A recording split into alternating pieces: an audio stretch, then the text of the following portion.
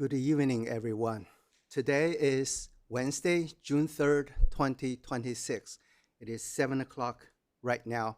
I call the regular Planning Commission meeting to order. First item on our agenda is Pledge of Allegiance. We have the honor of Commissioner Reyes to lead us. Thank you, Mr. Chair. Please rise, face the flag, right hand over your heart. Repeat after me. I pledge allegiance to the flag of the United States of America and to the republic for which stands one nation, under God, indivisible, with liberty and justice for all.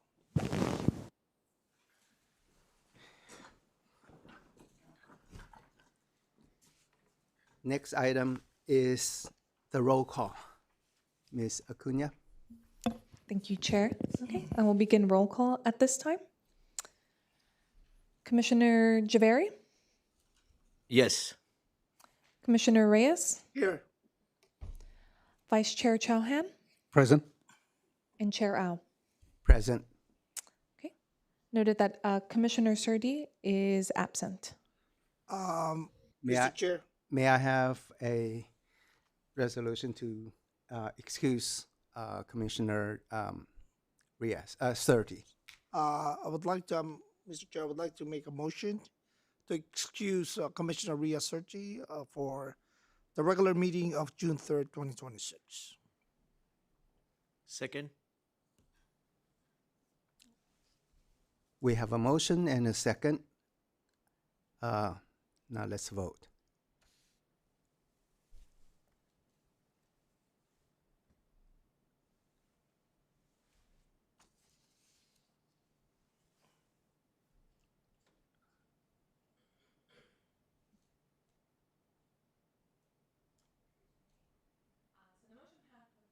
The motion passes for the approval of the excusing the absence of Commissioner Surdi. Thank you very much, Ms. Acuna. Next, we have public comments and suggestions. This section is reserved for public comments on consent calendar and items not listed on the agenda, but that are within the subject matter jurisdiction of this commission. Verbal comments may be limited to 3 minutes per speaker, subject to the chair extending to a maximum of 5 minutes per speaker, with a total time allotted not to exceed 45 minutes unless the chair extends. Now the public comments is open. Do we have any speakers?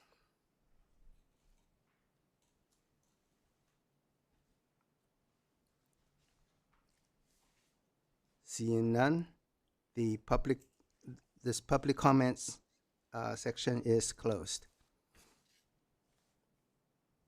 Next on the agenda is consent calendar.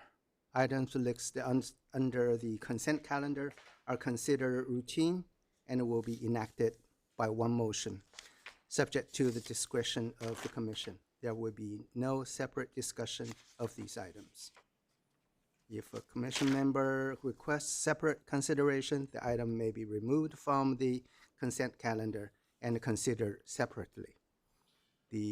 Under this agenda item, we have 5A, approval of minutes. I make a motion. Seconded.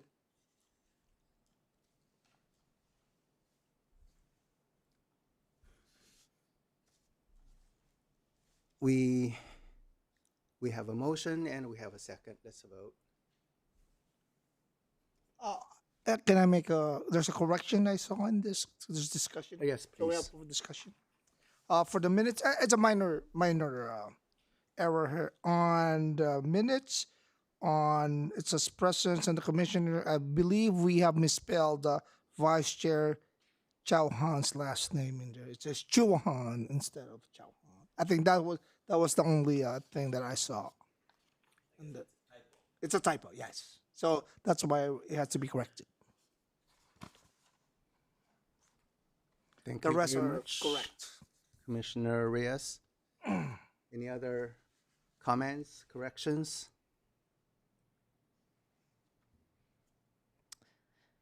If no, then can we just vote on the existing motion and second? Can we get a new motion for the changes that were made to the meeting With minutes? the changes. With the changes, yes. I would like to make a motion to approve the minutes with the recommended changes. Seconded. Thank you, Commissioner Reyes and Vice Chair Chao Han. Now let's vote.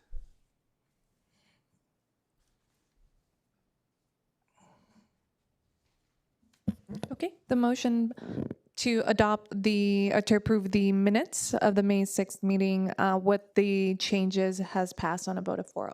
Thank you. Before we move on, I would like to acknowledge Honorable Council Member Sophia Tse. She's in the audience. Thank you very much for coming. Next, we have public hearings on 6A, review and consideration to waive full reading of and adopt a resolution of the Cerritos Planning Commission recommending approval of wireless telecommunication permit 2016-1, 2026 renewal. A request by applicant Network Connects on behalf of T-Mobile to renew an existing wireless telecommunication facility on industrial property. So do we have any comments and questions from the Chair Al, if I may, I do want to note that there is a presentation prepared by staff Okay. on this item under public hearing item number 6A. So at this time, again, as mentioned by the chair, agenda item number 6A is for a request for a renewal of a wireless telecommunication permit facility for the property at 16307 Arthur Street. Tonight's presentation under this item will be given by Associate Planner Wyman Wong, after which staff is available to answer any questions. Thank you. Thank you very much. Thank you, Ms. Acuna. Good evening, chairs and Cerritos Planning Commissioners. The applicant Networks Connects is requesting to renew the facility's existing entitlement approval under Wireless Telecommunication Permit 2016-1, 2026 renewal in order to renew the existing non-building mounted wireless telecommunications facility installed on industrial developed property with an existing equipment enclosure located beneath it. Wireless telecommunications permits are permitted as a conditional use in the Area Development Plan 1 zone and are regulated by Chapter 2242 of the Cerritos Municipal Code. The applicant has indicated no physical changes to the wireless equipment and support equipment other than routine maintenance and refurbishment of existing full pine needles. For the further details, I would like to direct your attention to the screen for a presentation. This is an area view of the subject property, which is generally located north of 166th Street and east of Bloomfield Avenue. This is in a large aerial view that shows the details of the property. The property is bordered on the north, west, and south by Industrial Property Zone Development Area 1, and on the east is Arthur Street, an existing 60-foot wide street. This is a view of the subject wireless telecommunications facility looking east from within the subject property. The existing wireless facility was permitted in 2016 under Wireless Telecommunications Permit 2016-1. The applicant's renewal request does not include any physical changes to the wireless equipment and support equipment other than routine maintenance and refurbishment of existing full pine needles, and is a request to renew Wireless Telecommunications Permit 2016-1. This is a view of the existing subject wireless facility looking south from within the industrial property. This is a view of the existing wireless facility and equipment enclosure looking north in the subject property. This is a site plan showing the subject property and surrounding industrial buildings, Zone Development Area 1. This is existing equipment enclosure plan. It contains 2 equipment cabinets, 2 telco boxes, 1 AAV cabinet, 1 PPC cabinet, and 1 global positioning antenna for wireless telecommunication purposes. This is the existing antenna layout plan. Three currently are 3 sectors of 3 panel antennas and 3 remote radio units mounted on the wireless telecommunication facility. These are the west and east elevations of the existing wireless facility. This renewal request does not include any physical changes to the existing wireless equipment and support equipment. These are the south and north elevations of the existing wireless facility. This is a photo simulation view looking north at the existing wireless facility. No modifications are being proposed on the existing wireless equipment and support equipment under this renewal of Wireless Telecommunications Permit 2016-1-2026 renewal. This is a photo simulation view looking south at the existing wireless facility. This concludes the details of the proposed use. Pursuant to Section 15301 of the California Environmental Quality Act, this project is category exempt from CEQA review. Staff did not receive any comments from the public hearing notices. Before you this evening is consideration of renewing expired wireless telecommunication permit 2016-1 to permit the existing wireless facility to operate at the subject property. In addition, staff would like to note a correction on the page 12 of the agenda report resolution. The word Verizon is to be replaced with the word T-Mobile to provide the correct wording on the resolution before approving. At this time, it is recommended the Planning Commission review and discuss the information provided, conduct a public hearing, and adopt a resolution recommending approval of Wireless Telecommunication Permit 2016-1-2026 renewal to the City Council. This concludes my presentation. I'll be happy to answer any questions at this time. And in the audience is the project applicant to answer any questions the commissioners may have. Thank you. Thank you very much, Mr. Wam. Are there questions and comments from the commission? Planning Commission? Yes. So this Vice is, Chair Chauhan? okay, so this is just a renewal of the existing T-Mobile tower. One of the things that I've heard from some of the residents is that they get poor T-Mobile coverage. Will this antenna or the upgrade do anything to facilitate 5G or connections? Perhaps you know, or perhaps we can ask the... Thank you, Vice Chair. So I believe the applicant will come to represent the T-Mobile in answering the coverage question. Thank you.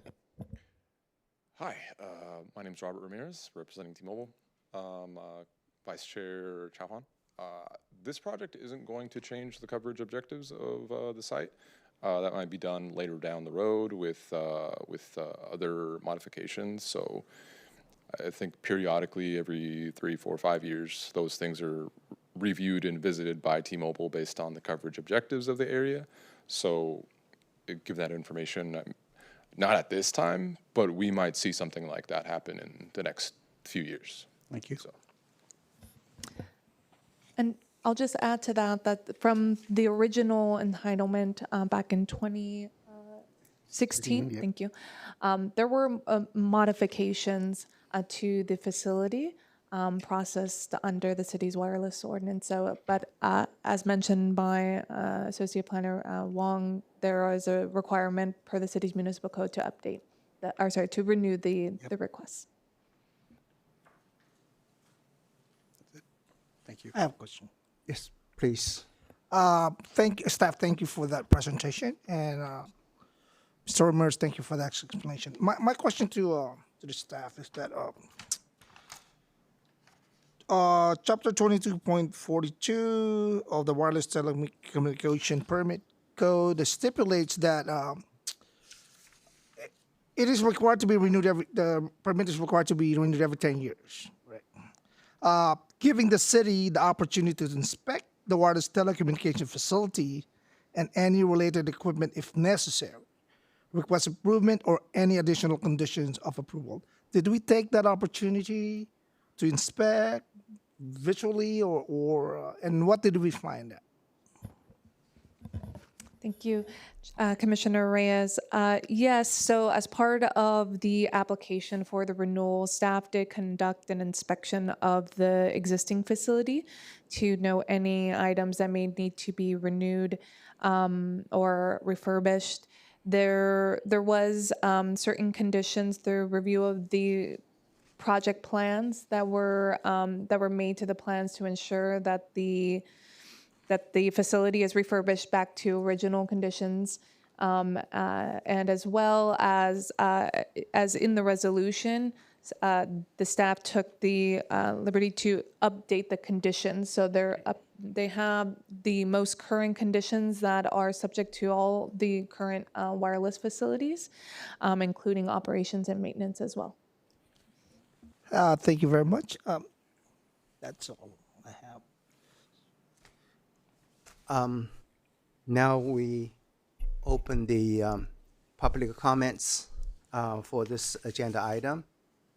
Are there any speakers for this item?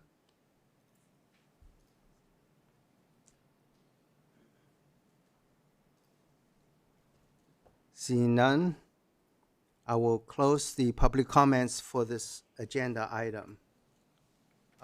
Any further discussions or comments from the commission? If not, I can entertain a motion. Yeah, I would like to. Oh, yeah. Chair, I would just ask that the maker of the motion also include The revision. the revision that Mr. Wyman Wong asked to be made, and specifically it's on page 3 of the resolution to change the word Verizon to T-Mobile in the recital. Okay. Yes, Mr. Chair, I would like to make a motion. This request for permit being only the maintenance portion and does not include any physical changes, improvement or modifications or addition to the existing facility. I therefore would like to move to make a motion to approve this permit with the correction changing Verizon to T-Mobile on the request. Seconded. Thank you, Commissioner Reyes and Vice Chair Chao Han. Now, let's vote.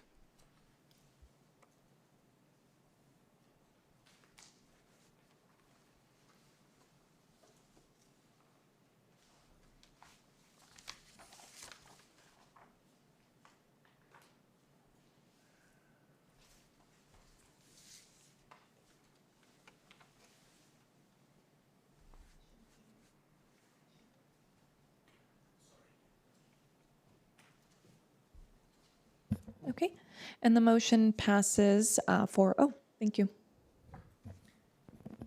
Thank you very much. Now let's move on to the next agenda item, new and old business. 7A, review and consideration to waive full reading and adopt a resolution of the Cerritos Planning Commission finding the proposed City of Cerritos Capital Improvement Program for fiscal year 2026 through 2027 in conformity with the Cerritos General Plan. Is there a Yes. presentation? Yes, thank you. Thank you, Chair. Yes, agenda item number 7A, as unstated, is a consideration to the Planning Commission to make findings that the proposed City of Cerritos Capital Improvement Program for the upcoming fiscal years in conformity with the city's general plan. Tonight's presentation under this item will be given by Acting Director of Public Works as well as our Acting City Engineer, that's Chris Kubert and Jared Lee. I'll turn it over to them at this time. Thank you. Thank you. Thank you, Ms. Acuna. Good evening, Chair and Commissioners. The item before you tonight is the annual review of the proposed fiscal year 2026-27 Capital Improvement Program, or CIP, for conformity with the Cerritos General Plan pursuant to California Government Code Section 65401. The CIP includes projects that represent an assessment of the city's improvement needs and infrastructure priorities. A draft CIP was presented to City Council in May 2026, and tonight's review provides an opportunity to discuss the status of upcoming public improvements and ensure they are in conformity with the general plan.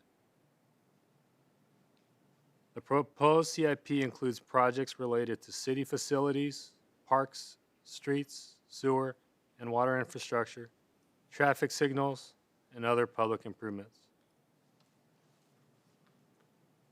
The general plan serves as the city's long-range policy guide for land use, infrastructure, housing, circulation, conservation, and community development.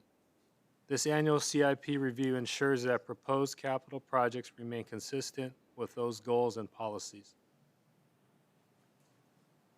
Staff reviewed the proposed projects and found they support several general plan elements. Street rehabilitation, sidewalk and ADA improvements, and traffic safety projects support the circulation element by improving roadway conditions and public safety. Stormwater, sewer, and water infrastructure projects support the conservation element by protecting water quality and maintaining efficient infrastructure systems. These utility infrastructure projects also support the growth management element by ensuring adequate capacity for existing and future development. The proposed mixed-use and residential infill project supports the housing element by expanding future housing opportunities, including affordable housing. Finally, park and facility improvements support the open space and recreation element by enhancing recreational amenities for residents. These proposed projects focus on important facility and safety improvements throughout the city, including upgrades at the Cerritos Center for Performing Arts, enhanced security at city facilities, improvements to the library skyline room, and rehabilitation work at the Swim and Fitness Center. These proposed projects include key infrastructure and system upgrades such as annual catch basin retrofit work, NPDES compliance implementation, storm drain maintenance, and dewatering station rehabilitation. They also include technology improvements, including upgrades to the city's permitting and ERP systems, along with continued support for mixed-use and residential infill development. These projects focus on parks and recreation improvements, including the annual citywide playground resurfacing program and Phase 2 of the Heritage Park Play Island project. This project involves CCTV inspection of sewer pipes to assess condition and identify maintenance or repair needs.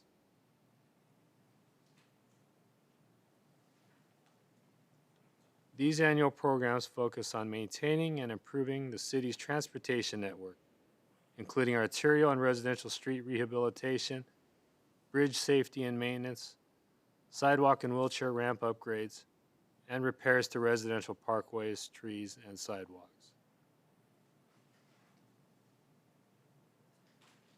These projects include targeted infrastructure and planning efforts such as CDBG-funded curb ramp and sidewalk repairs at Cerritos Town Center, a citywide speed and traffic study, and design work for the Del Amo Bridge, Boulevard Bridge replacement.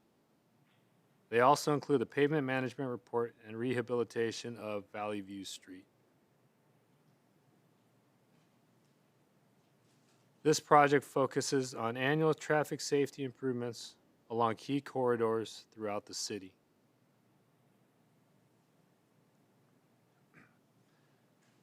These water system projects include ongoing maintenance of infrastructure such as reclaimed water conversions and valve replacements, along with rehabilitation of key well and booster station equipment. They also include improvements to water supply reliability, pump station electrical upgrades, and a joint booster pump station project with the City of Lakewood.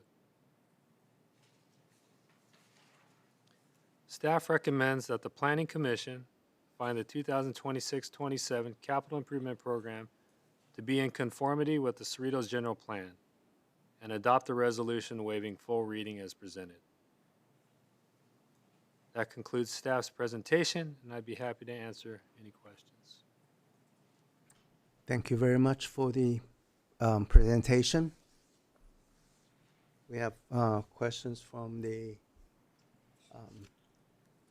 Commissioner Javeri. So this presentation was just for the purpose of our information, correct? Thank you, Commissioner, for the question. Yes, this, as part of the city's municipal code, we are required to So present- I don't understand why do we need to have the resolution, adopt a resolution for that? Thank you, Commissioner. I can weigh in here. Based on Government Code 65401, the Planning Commission is required to review the information provided and make a finding that it conforms with the Cerritos General Plan. And so that is the scope of the resolution here. I see, gotcha, thank you. Commissioner Reyes. Yes, again, thank you for that presentation. My question is regarding the, I think this belongs to the Cerritos Center CCPA. As part of the project here on page 3 of our handout, project number 27201, it has the facility and safety improvement, including HVAC, ADA accessibility, carpet replacement. My question is ADA accessibility, because in my mind, before we built the building, I mean, you have to be ADA compliant. Is there some new laws, or what do we need to do with the ADA? ADA is, they're talking about ramps, right?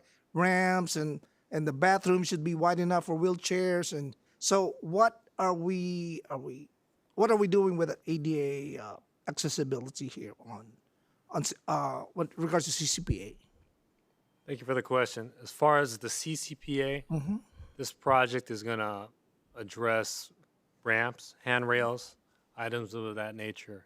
The codes have changed over the years, and we just want to keep it up to date. So are we saying we're out of compliance at this time, or are we just trying to upgrade or replace old handrails? Thank you, Commissioner.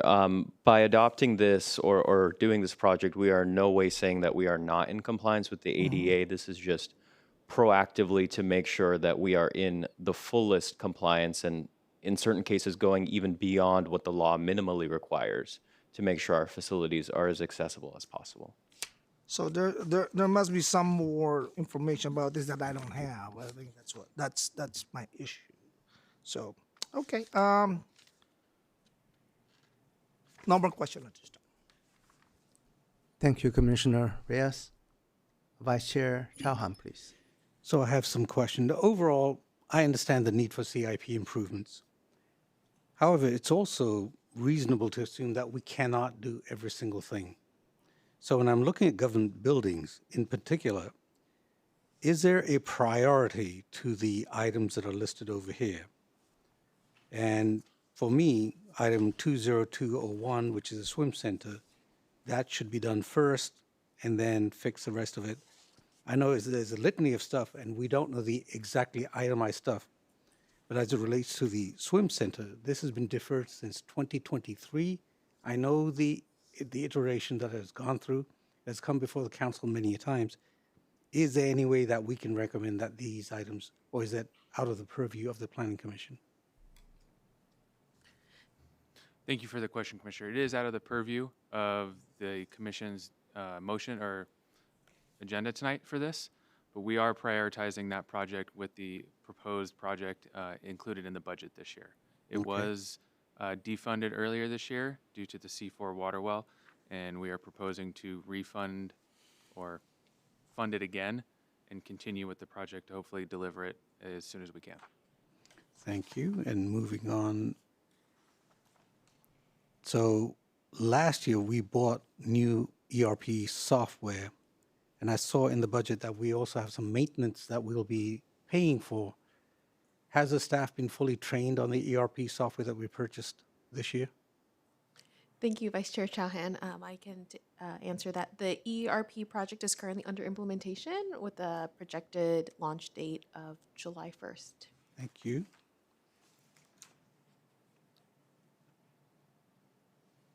On to project number 27601, the sewer pipe CCTV inspection. I see that it's been listed for multiple years. Are we looking at any different option? I see it's 400,000 per year. Is that to be contracted out, or are you going to buy the equipment and have the staff do the inspections?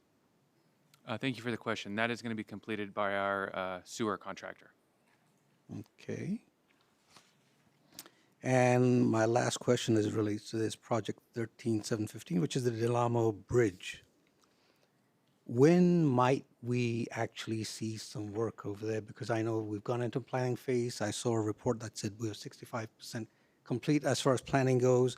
I see money being spent in there. I see people talking about how much funding we've gotten from the federal government. Is there any ETA when that bridge might actually be built? Thank you for the question. It's currently in design right now, still. They just approved some permitting to do geotechnical work in Coyote Creek. With that information, we're allowed to design the bridge. We're pushing this forward. We're trying to get design completed by in a year, maybe toward the end of next summer. And after that, we got to get funding. And then after that, then you'll see construction. So we are working on that. So to follow up on that one, even though it's, do we have sufficient funds? I know that funds have been promised for this project from the federal government through various legislators. Do we or will we have sufficient funds to actually, but working with the other cities, will we be able to get this thing completed in the next 2 or 3 years? We don't have the full funding. We have 8.15 in federal funds. We are applying for a grant at the end of this month to get the full construction value, which is between 30 and 40 million. Thank you. Thank you, Vice Chair Chauhan. I have a couple questions, mostly for clarification.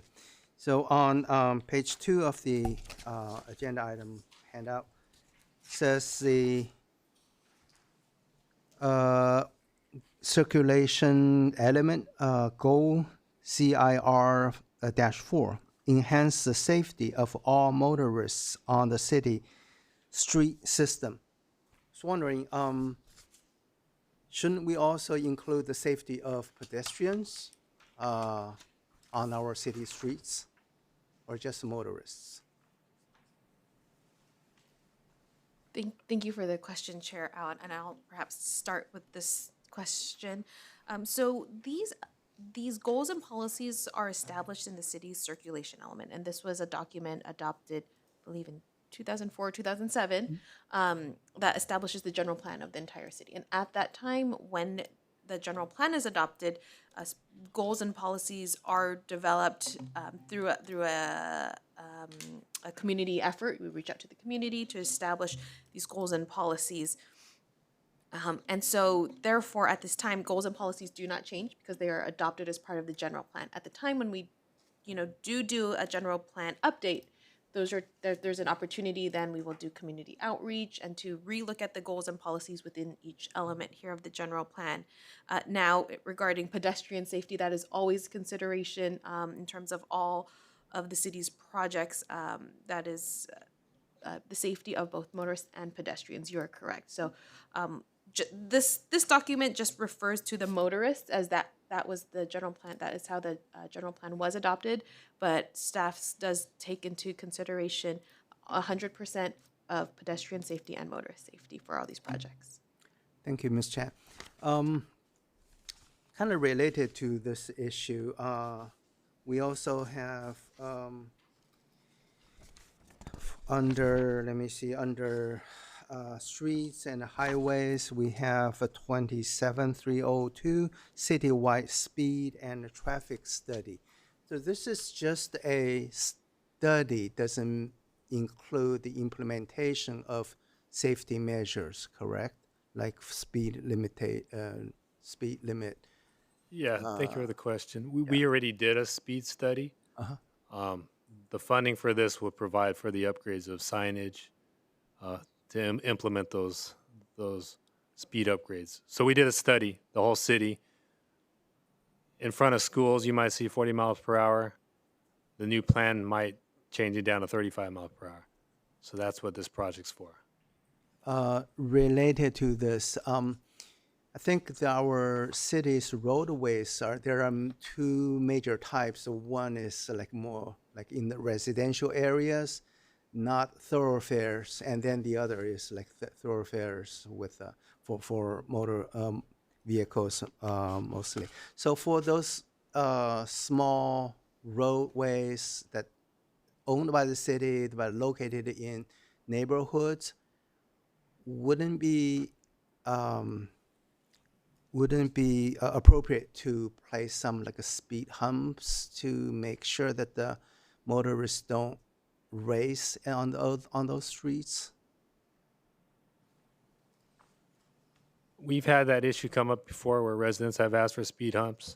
At this time, what we've looked into, it's not the appropriate thing to do. Many reasons, liability, but it has been brought to our attention. We are discussing in-house, and that's where we're at. Thank you. That's what I have. So any more questions from the commission? No? Now it's time to open up the public comments for this agenda item. Do we have any speakers who would like to speak?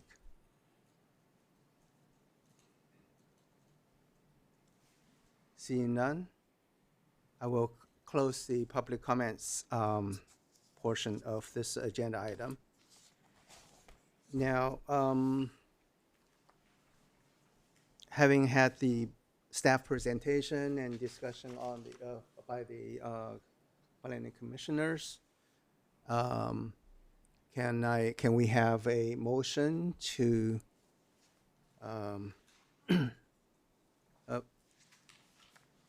find a motion to determine that the city's capital improvement plan projects are in conformity with the general plan? I make a motion to adopt a resolution. Thank you. Second. Thank you, Commissioner Javeri and Commissioner Reyes. Okay, at this time, the electronic voting has been activated.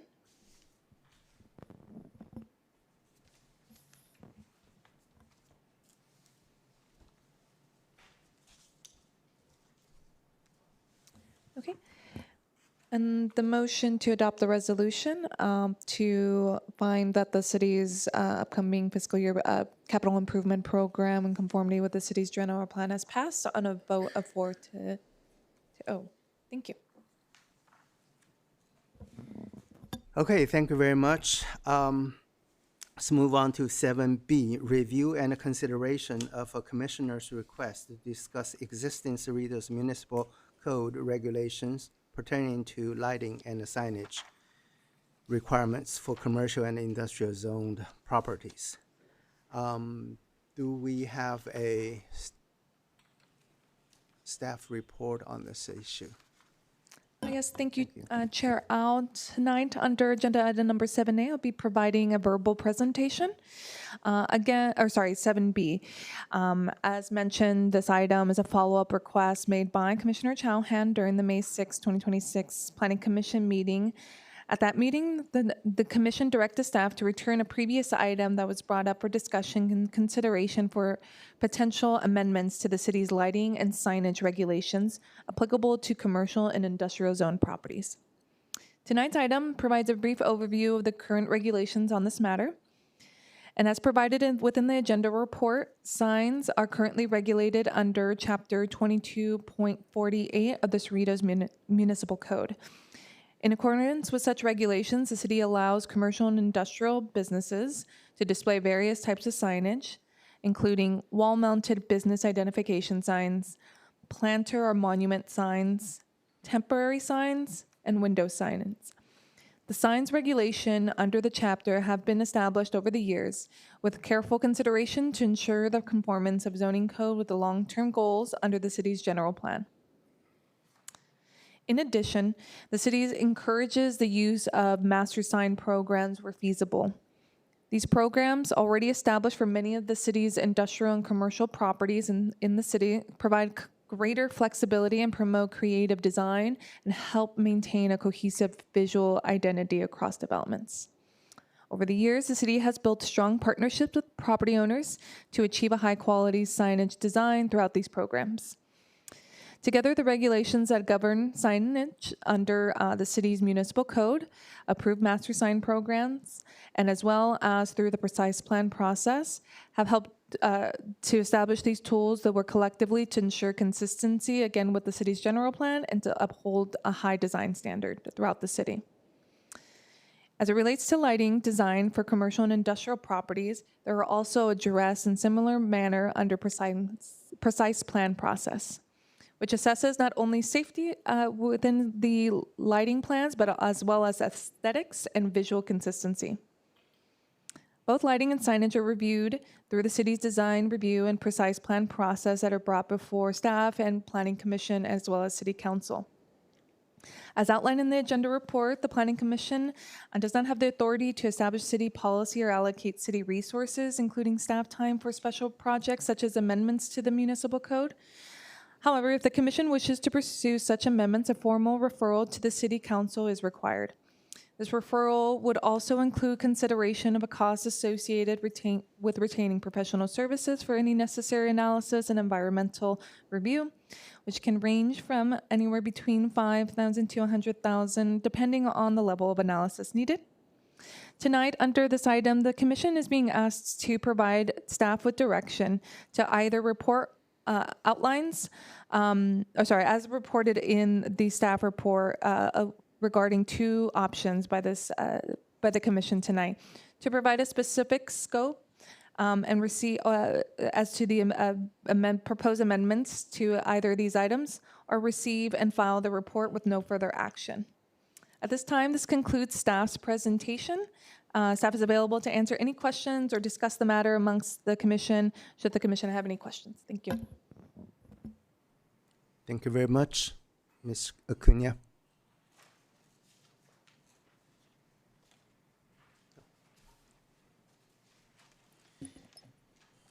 Ms. Acuna, thank you for this report. In general, this is a great document. I do agree that the city of Cerritos takes great pride in development of commercial and industrial properties, ensuring uniformity, cohesiveness through thoughtful planning and design landscape. However, I do disagree with the conclusion. The Planning Commission's role is to serve advisory. How can we be advisory if we're not part of the process? So what I'm really seeking is, and I thoroughly disagree with its anticipated cost between $5,000 and $100,000. Discussions can be had with no cost. It doesn't really have to have. Discussion means reading the language it have. What does it mean and how can it be uniformly? My issue is to ensure that the signage that we have in the city benefits the business on whom we rely for tax revenue. Let's be very clear. That is the intention. Yes, we have some nebulous rules around how accommodating we are. But if you talk to some business owners, you might hear slightly different views. So for me, it has to be very clear what is written in these rules.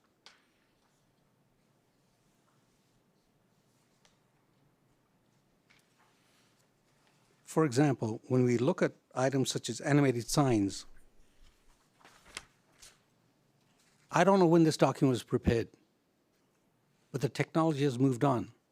A business owner can buy a sign from Amazon or any other vendor that do not use neon lines. They can be LED based. The lightage can be toned down. It can be increased. There's a lot more technology out there. At the end of the day, I want businesses to thrive. Holding on to these past language of muted signage does not resonate with me. There are lots of other things that we can actually talk about, but the focus still remains on business signage. There are a lot of things that we can discuss. Signage allowed, signage not allowed, how many flags one can put up. We can debate it to death. So if we go right to the end, let me point out on page 13, we have made some accommodations for the automobile dealerships, which is great. We codified it in a way that accommodates their needs. How are we accommodating the needs of other business zones? I agree with it, but to me, this language is specifically injected to meet the needs of one industry. I see language in here as it relates to town square. Do we not own that property? So when we make rules that only benefit us, how are we helping those other zones where we don't own the property?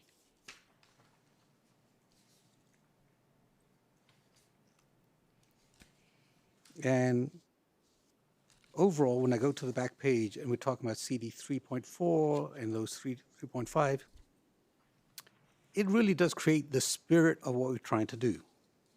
And yet when I go to CD 4.1, so CD 4.2, vigorously enforce provision of sign ordinance. I want the word vigorous struck out. Enforce provision I can live with. Because when you hear some of the stories from business owners, they're not exactly very happy with the way that we serve them. They should come to you. If there is no trust, or if they believe that the city will not listen to them, they are not going to come to you. So when I talk about improving language, I need to see very clearly that we are trying to meet the needs of it. I know that this is not all the information. In fact, there's a lot more information regarding signage on your web platform that is not here. Okay? So how do we meaningfully engage in a transparent way what businesses are allowed to do, what signage should be, where these rules came from? Why should a sign be only 6 feet across, and yet dimensionally it would be 4 feet and up to 4 feet long and 2 feet down? So it's these sort of metrics that bother me. Why did those come to be? Why is that aesthetically correct? If you're trying to advertise a business. But again, within 8 to 10 feet, I understand certain size. But when it's 40 or 50 feet away, that sign looks awfully small. How do we meaningfully allow businesses to succeed? And how often do we have conversations with these businesses to say what their needs are?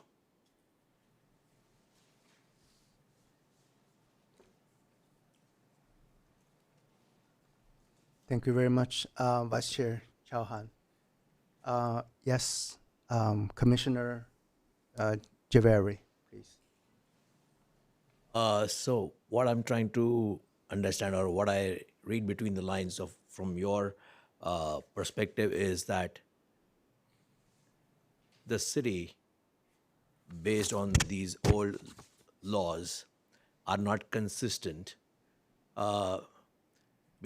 They are, for one industry, they have certain rules or laws. For the other industry, they have certain things different. I'm going to say, they're not transparent to me. I can't read in this document. I see what is meant for ADP 1. I see what is being done for one industry or another area. What about the rest of them? Where do they fit in? I see no other zones being identified in the language that exists in front of me. So I think parallel to that, I cannot discuss that again. Our attorney will say this is not in consistence with this, but maybe we would like to talk about it at some other meeting. But just want to briefly talk about it, is that just like that, there is inconsistency. We have the same thing when it comes to residential. Certain areas are allowed flat roof, while the rest of the city is not allowed flat roof. Within the city, we have the same thing. Why? But anyways, we cannot discuss this right now. We'll go on to this. We'll talk about that later. Thank you, Commissioner Javeri. I have a quick question. With regard to maintaining and updating our city's legal documents like the general plan, like the municipal code, what is the process? Do we have a regular process, a task force of some sort that review these legal documents year after year and make necessary updates as technologies and the society move forward? Do we have that kind of a process? Thank you, Chair Al. I'll start answering, and perhaps if our Assistant City Attorney would like to jump in. So regarding updating perhaps the municipal code and the general plan, I'll start with the general plan. Pursuant to state law, the only element within the general plan that is required to be updated every 8 years is the housing element. And there are legal requirements for updating that, including community outreach and environmental analysis. So there are stringent laws for update of that, and the city recently completed our housing element update. For the general plan, it is recommended to be updated every, I believe, 10 to 20 years. Several years ago, the city, so there is a cost to updating the general plan as well. So several years ago, when there was a fee update, there is a general fee maintenance, there's a general plan maintenance fee assessed on city permits for the city to collect funding to allow for us to, once we have enough funds, to update our general plan, as that is best practices for city to have an updated general plan. To update a general plan, there are requirements established by state law requiring community outreach. It is a very comprehensive process where the community is involved prior to, and it would also, that document would be presented before the elected officials for consideration and review at that time. The municipal code separately is amended pursuant at the direction of the city council.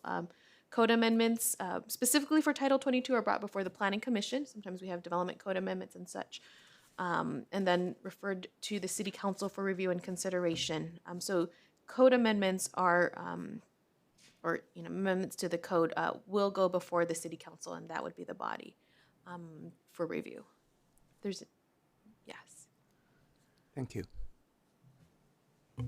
I would just add to that as Ms. Chan mentioned, the City Council, as the legislative body under the city's charter and state law, would have the authority to make amendments to the general plan, to make amendments to the municipal code. And the Planning Commission's jurisdiction with regards to making amendments to the municipal code and general plan is essentially none, because of the fact that the city charter, the municipal code, and state law explicitly lays out what the Planning Commission can do and what they cannot do. Thank you. What I want to say is that I totally understand what Vice Chair Chauhan, the issues that he brought up, the discrepancy between what the modern technologies can do and what's in our code. So, and I'll also agree that it's probably not the purview of the Planning Commission to be requesting this kind of update. So, but on the other hand, these codes need to be updated. And so I was wondering if citywide, at the level of the city council, for instance, do we have a kind of mechanism that allows for regular updates of these legal items, municipal code, and so forth? So, Go go ahead. So if the planning commission cannot plan or help plan and help the city council, then perhaps who can? And if it's going to take that many years for the city council to even look into, it's by the time it's going to be futile. And we are living in the age of AI. It shouldn't take that long. So I'll add that staff works with the city attorney's office to update the necessary regulations within the city's municipal code as new legislations comes through, either by the state or federal regulations that are needed to also be implemented in the local standards. And so those are routinely updated. I think the last was in 2021 related to political signs, was the last updated to the sign ordinance. But I'll speak to the general conversation regarding the specific regulations for other types of uses in commercial industrial properties. As mentioned, those correct, there are general regulations within the city's municipal code that outlines what can be and cannot be permitted.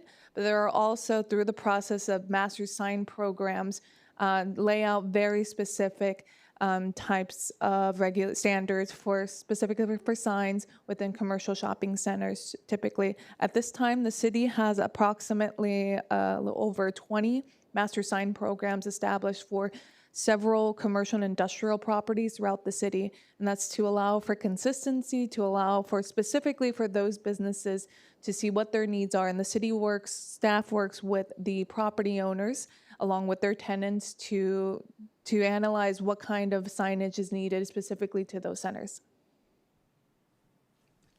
Yes, Mr. Chair, I would like to raise the point of information. Because from what I heard earlier, one of our audience would like to have a discussion on this item.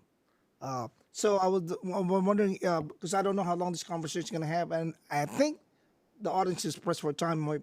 He might leave, and I would like to see if we can move on and reverse the order and have a public comment first, and then after speaking, then we go back to our discussion, because I don't want to miss the opportunity to hear what our audience is going to say. I agree with you, Commissioner Reyes. But before we move forward, let me acknowledge another City Council member, Honorable Jennifer Hahn. She's in attendance, and thank you very much.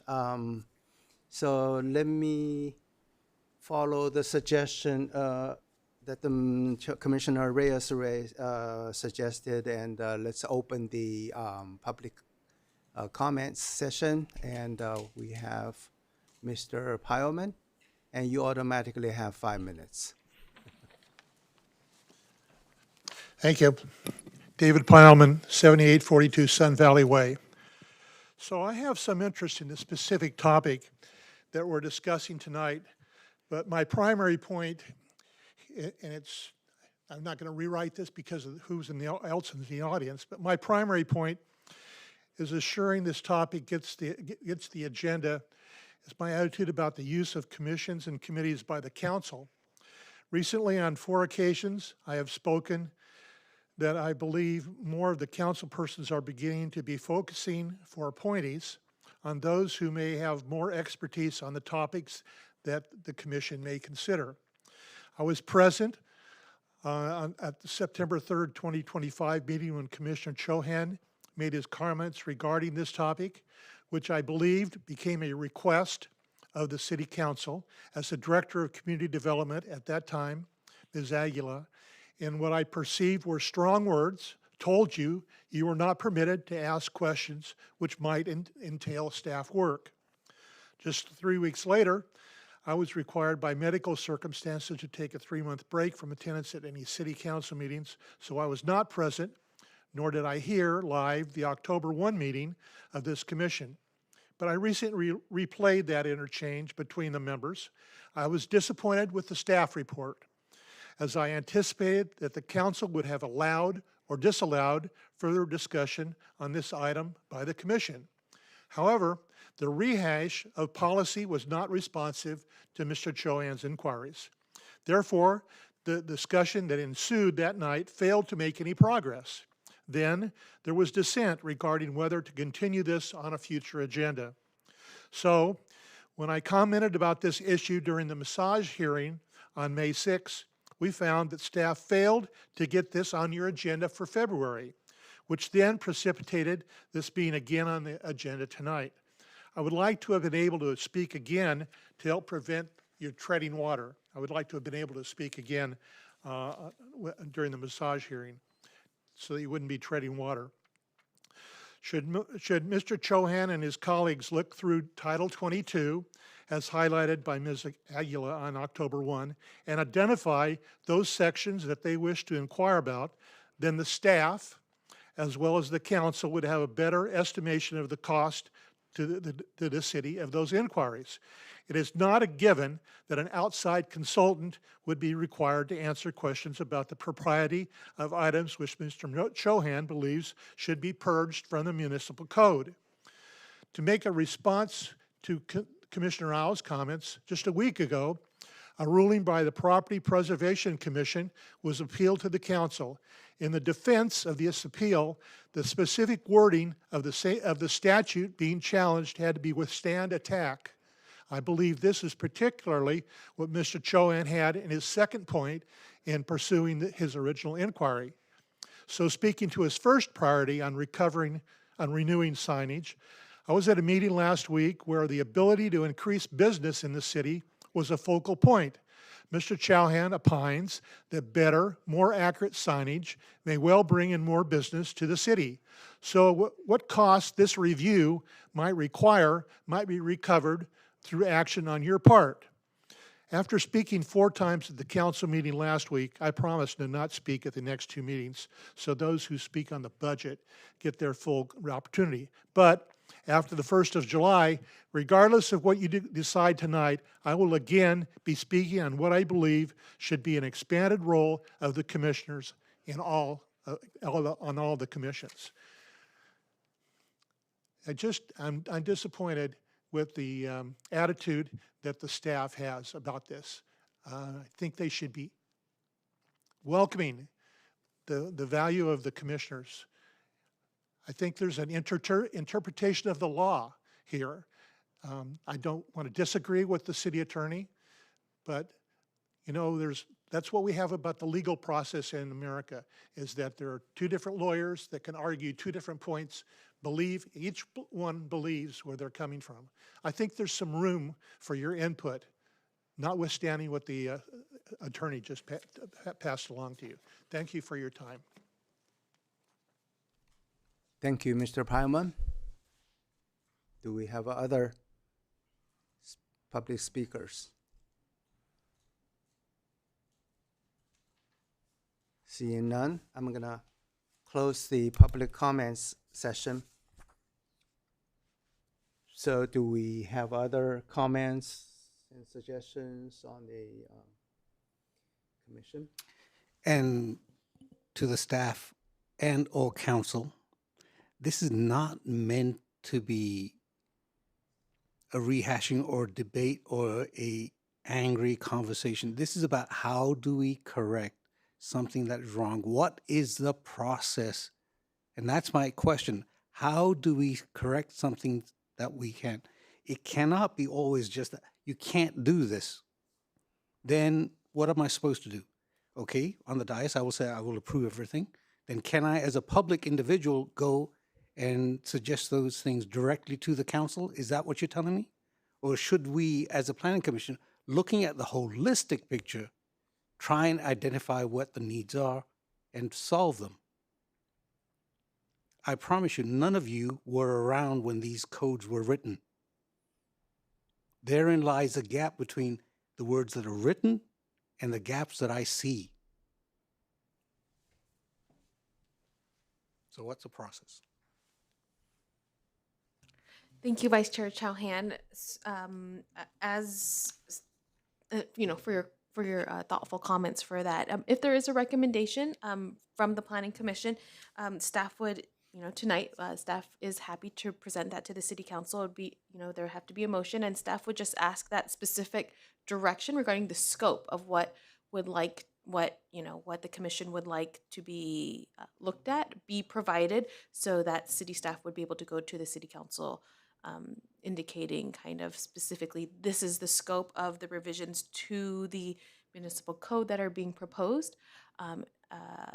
Staff's intent here, the whole, I think everybody's job here is to, in terms of like business attraction, we want businesses to come in Cerritos. We want the sales tax revenue from our businesses. And so it is important, like you said, to hear from the commission. You guys are our liaisons, or my apologies, the commission is the liaison to the community. And, as the planning commission, you serve, you represent the community members. And so the planning commission is, well within their purview to recommend, through this avenue, perhaps a special project for consideration by the city council. That is one way.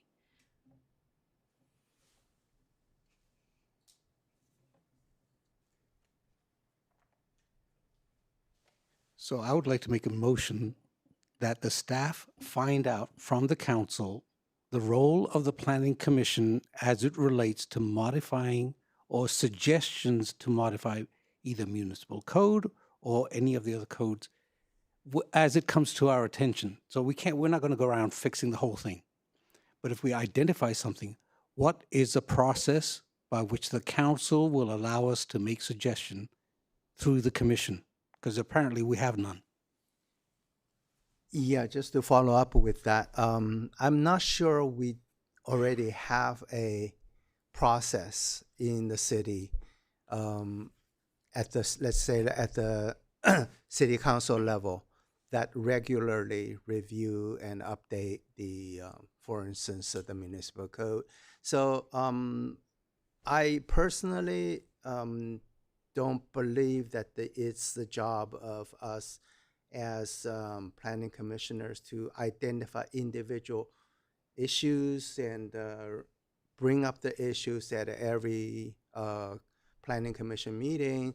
But on the other hand, if we have a process that they regularly make updates, then we won't have this issue, right? So I think Vice Chair Chauhan raised this issue out of good intention and for good reason. And there are gaps between what's on the what's in the law and what's on the paper, what's available nowadays. So I think this is a more general issue, not a specific signage and issue. So. Thank you, Chair and Vice Chair, for those comments. On the staff level, we do take we hear from the public, individual members of the community. If there's a section of the code for them that perhaps they'd like to see changed, staff welcomes those comments. They can come over to the counter. They can call. They can email staff. We have a running list of perhaps items that. We work with the public regularly, so we hear what is difficult sometimes and what is, what they would like seen. And so we do have a running list. Modifications to the code, Title 22 specifically, it does take time at the time when the budget does, allow for staff to be able to do kind of like a comprehensive zoning code update. That would be great. So we do welcome comments if, in terms of bigger picture, and there is avenues for people to provide comments to staff saying, hey, we would like to see this modification to the code occur. Those are provided to staff and referred up to the city manager's office for review and consideration at that time. So at the staff level. Thank you, Ms. Chan. And Chair and Vice Chair, I would just like to add to Ms. Chan's comments that the City Council has enacted policy number 6.02 as part of the policies and procedures, and this policy is entitled Commissions and Committees Scope of Authority Policy. And this specifically lays out how special projects that are beyond the purview of the particular commission that is trying to take action can request further direction from the City Council to direct staff resources or to take further action. And there's a process laid out here. It's by a majority vote of the commission in question, sending that motion to the City Council for their consideration. And I'm happy to provide that policy as well. Thank you, Shikam.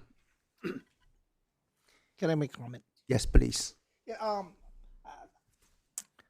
great discussion. I think this is like a civic 101 discussion that we're having. And I do believe that the staff, the city in general, is business friendly. And I've talked with people, and they are most of their interaction with the staff, with questions, are very favorable. I think we have some letters and comments that come out that way. And being the planning commission is just one of the many commissions that deals with the issue that we're talking about. You know, probably the business development commission might be also one of the one of the commission that can tackle this issue, the property preservation. I really don't know what the scope is. I'm actually just reviewing the planning commission guidebook that you gave us, and I'm really trying to understand also the scope of my roles and my responsibility as a commissioner. But at the end of the day, the city council, they're there during their meeting to hear our concerns. You know, if business people are not happy when they see any of the commissions or see any of the staff, the council meetings, or I would imagine is the best way to directly address the issue that you have personally or your business. And I have watched the city council meetings. I've attended some, and there's an open. You have time to discuss that. So, what I'm saying, the issue we have, I think, is not just concerning the planning commission. I think some of the commissions are also trying to understand, you know, where's my left and right limits here? I mean, how do I know if I am within the scope of the things that we discussed? Because I'm also struggling myself on, are the things that I'm asking is beyond my scope, or is it within the scope? So I'm always trying to look at our attorney and find out, making sure I'm keeping on my lane.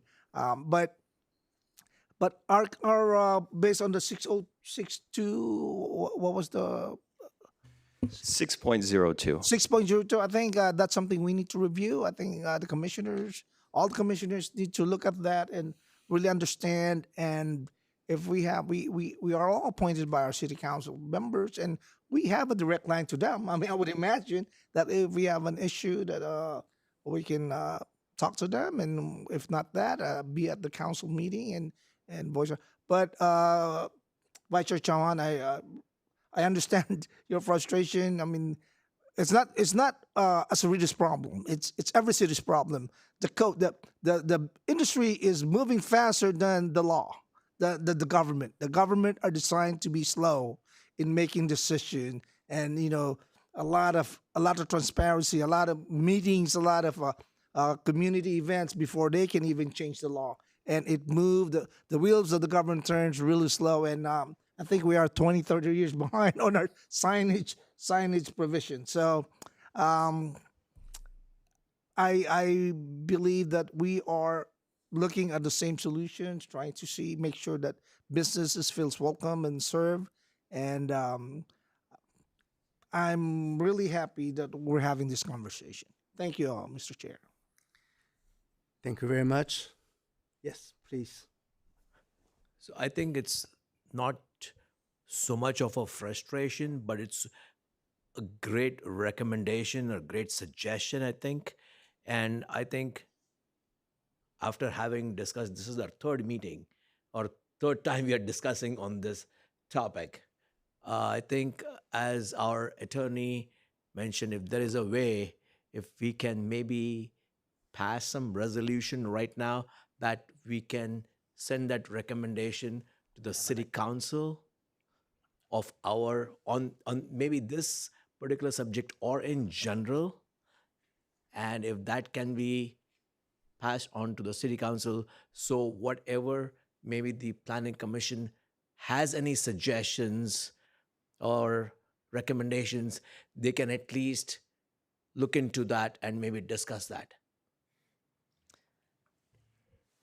Thank you, Commissioner. So yes, so the process for that would be to provide a very specific scope as to what it is that the commission is requesting that City Council direct staff resources to investigate as a special project. So you're not necessarily making direct amendments to the code for recommendation. You're directing that they direct staff resources. If the City Council so chooses, they will direct so, and it may come back to you, or they may make a decision themselves. Right. Right, so thank you. So to that, what I'm asking for is a form or a process by which we make that request. That's what I'm trying to get to. If you have a specific, this is how you'll state it, this is how, so it can be formally presented to the council. So I'm asking for the process. I know you say it's within the purview. What I want is a simple form that says, you fill this out, here's an area of concern, then it goes to the council, and council say yea or nay, it doesn't really matter. But if it is a collective thought, then we can express that in some way without just in some nebulous writing. I'm asking for a process. That's really what I'm trying to get to. Yep. I believe we have a motion on the floor. Do we have a motion? Did you make a motion? Yes, so I think we're out of order this time. There's a motion on the floor that needs to be either seconded or die as a motion. Can you restate the motion, please? So I believe, since memory seems to leave me at this age, the motion was, can the city, I don't know who it goes to, define a process by which the planning commission, I'm going to say planning commission because we are the planning commission, and perhaps it might apply to other commissions, by which we can initiate or suggestions for changes to the municipal code or any other code that we see that where there's inconsistency.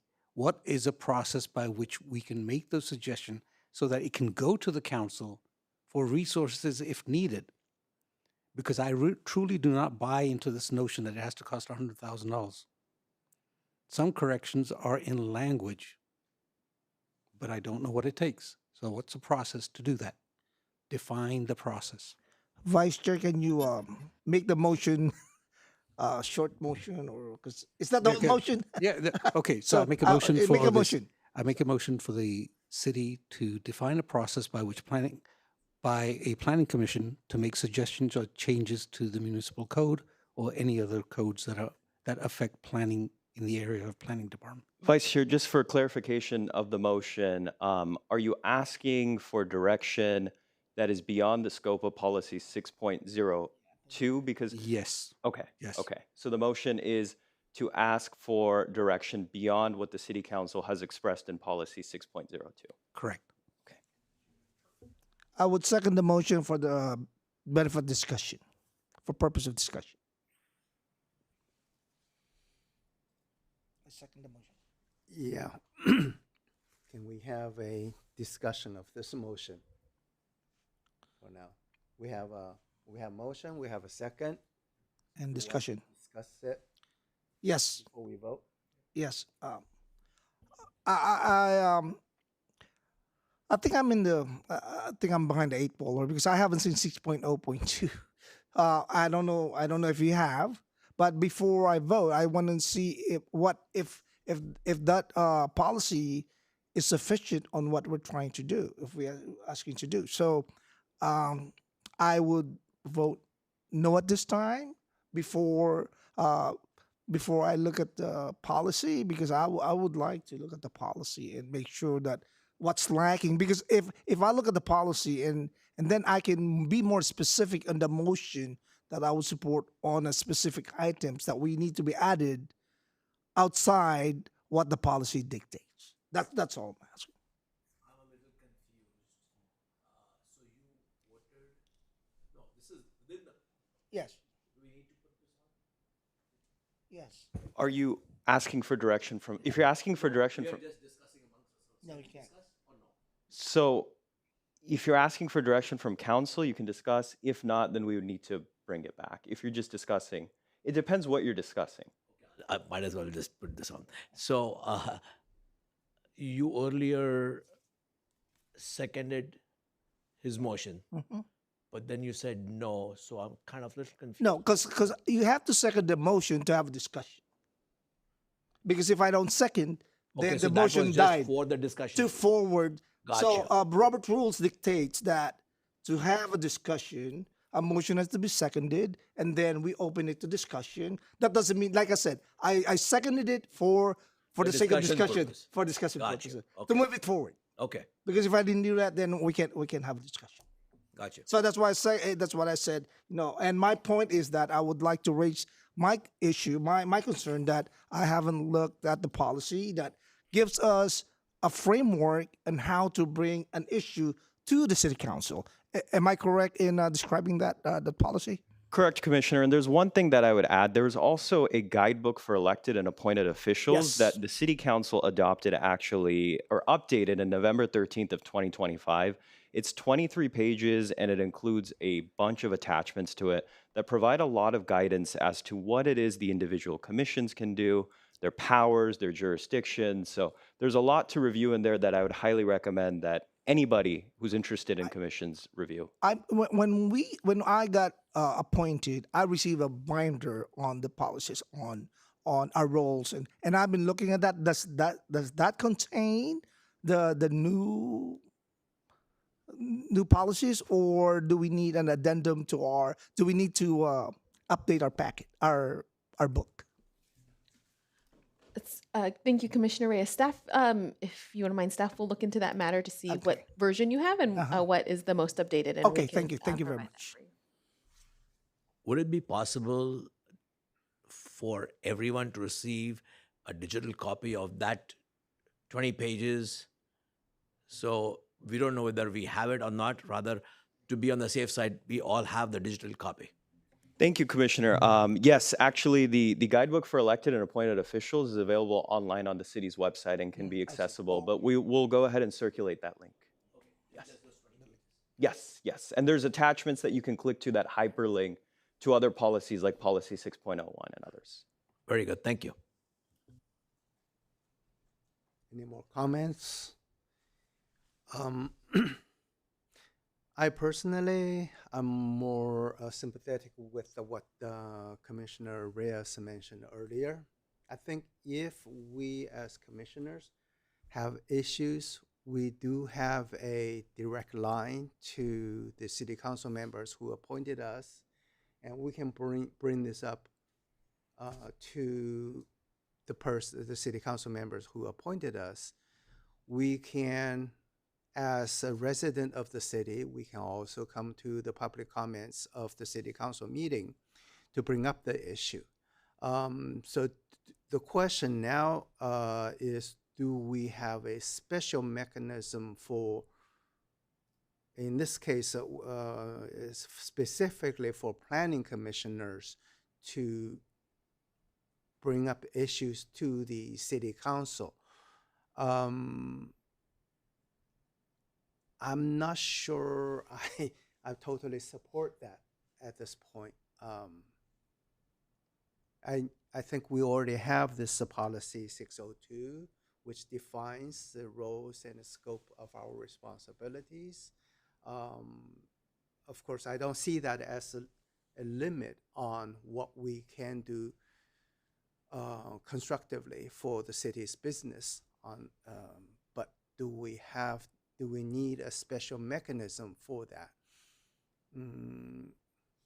I don't know.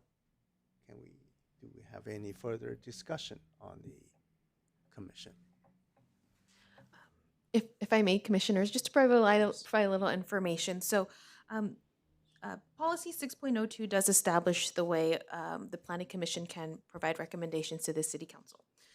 And so the planning commission in your capacity can propose changes to the city's development code, zoning regulations, development standards, conditional use permits. There's a plethora of planning activities that is under your purview.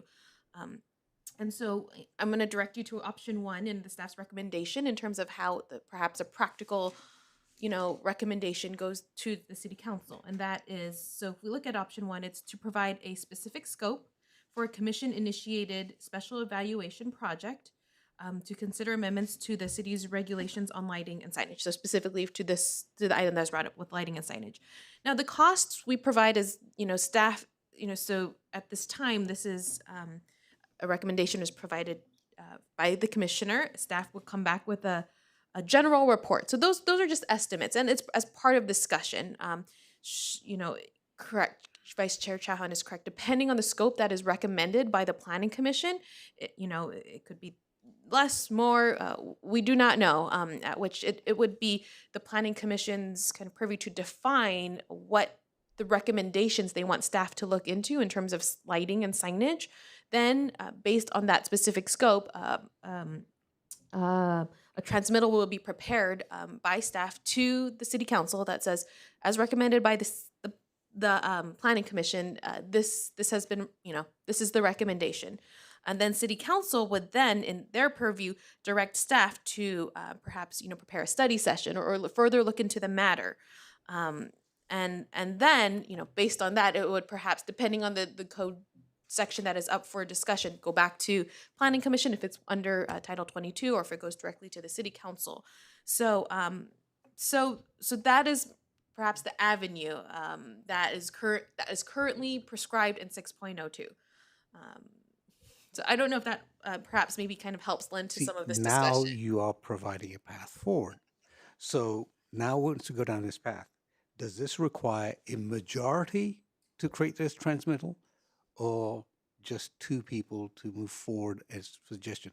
So again, it's the process. It goes back to the process. There is. Yes, it's a majority vote of the city council as per the policy, yes. Or sorry, of the advisory body to the city council. Thank you. That was really the gist of where we were trying to get to. Okay. Mr. Chair, So, do we have any further? I would like to call the comments? question, and if you can restate the motion, if there's no other discussion. Call the question.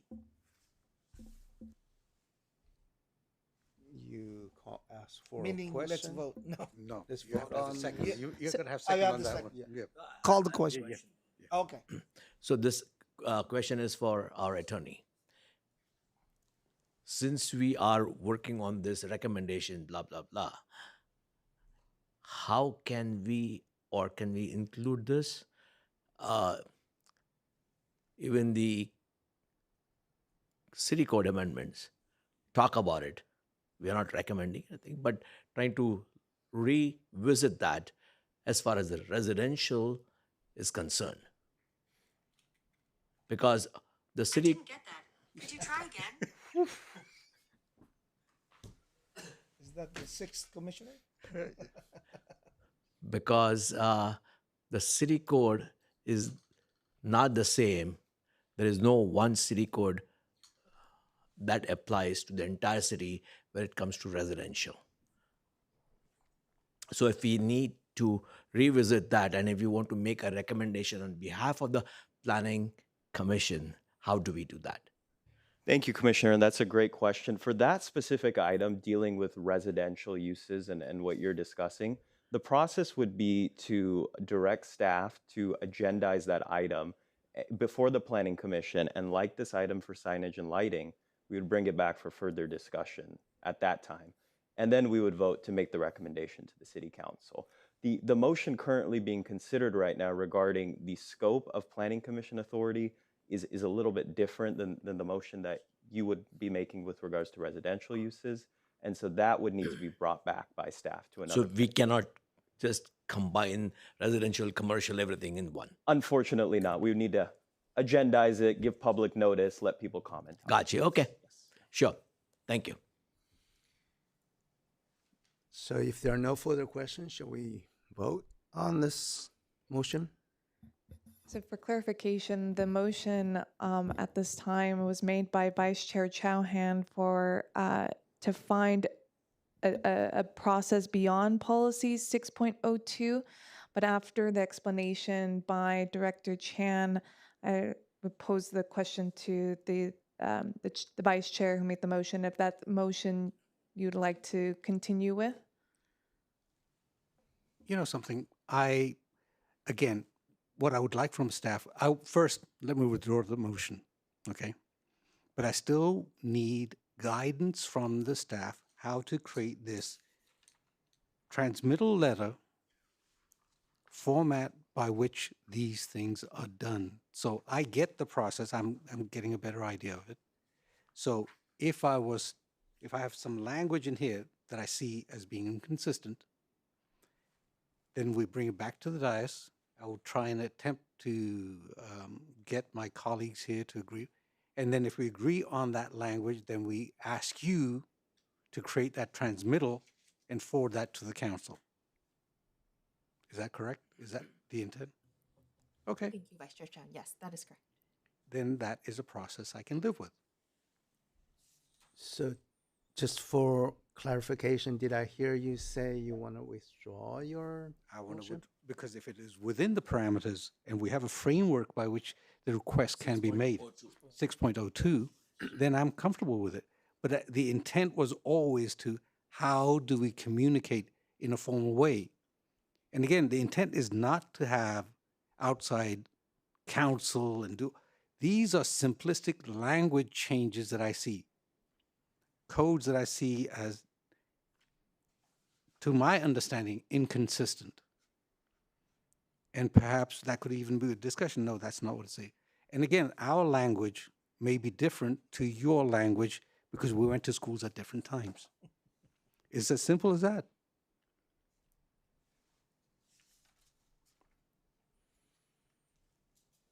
Yeah, Mr. Attorney, City Attorney, if he withdraws his motion. Yes, so does, you have Mr. withdrawn. Reyes need to withdraw his second? No, so the motion's been Okay. withdrawn, yes. Okay. So the item under discussion is the item regarding signage and lighting.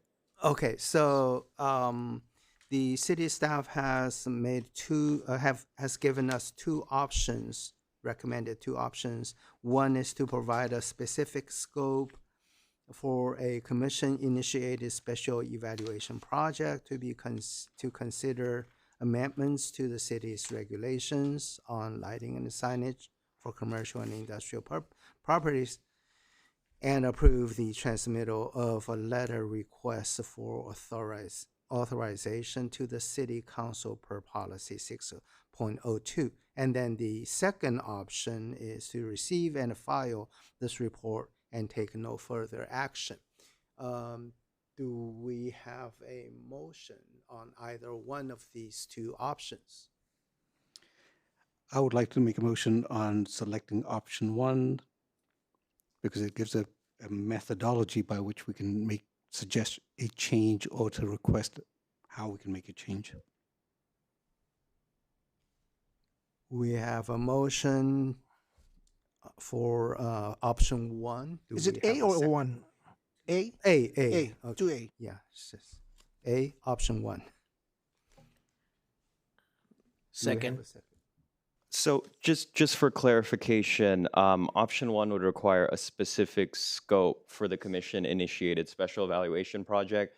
So we would need to define a little bit more about what the scope of the project would be, if you can, for the maker of the motion. The scope of the project would be to revisit the language by which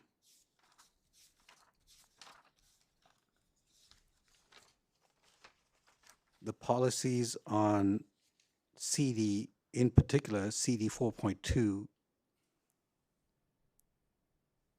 is changed to enforce provisions. Because to me, that is inconsistent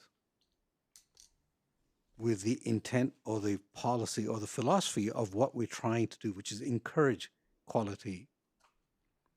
So when you vigorously enforce, you're trying to stamp out. That is my interpretation. I thoroughly agree with CD 4.6, so my objection is really to CD 4.2, because I do not believe that the all sign ordinances are equal for all business. All right, so we have a motion for option one, and we have a second by Vice Chair. So Chao Han. that falls under 2A, option one, correct? Correct, yes. And just so I understand the motion, it's to direct council to revisit the language that is encapsulated in CD 4.2, which is part of the Cerritos general plan. Correct. Okay.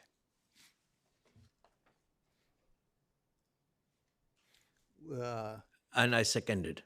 That's right. Do we have any other motions? No? Okay. The Let's motion was made by Vice Chair Chauhan and second by Commissioner Javari. I'll activate the electronic voting now.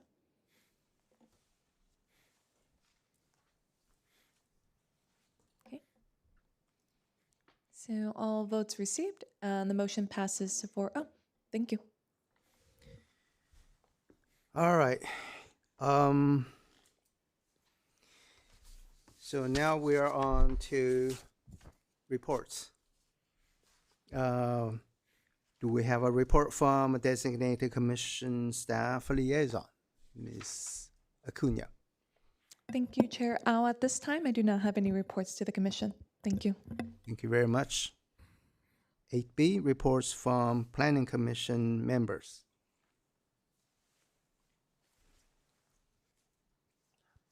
Yeah, mine is short. I have nothing significant to report. Vice Chair Chauhan? So we had a, what was it? Veterans Day celebration. Thankful for that one. And I want to thank all the dads for their Father's Day that is coming up.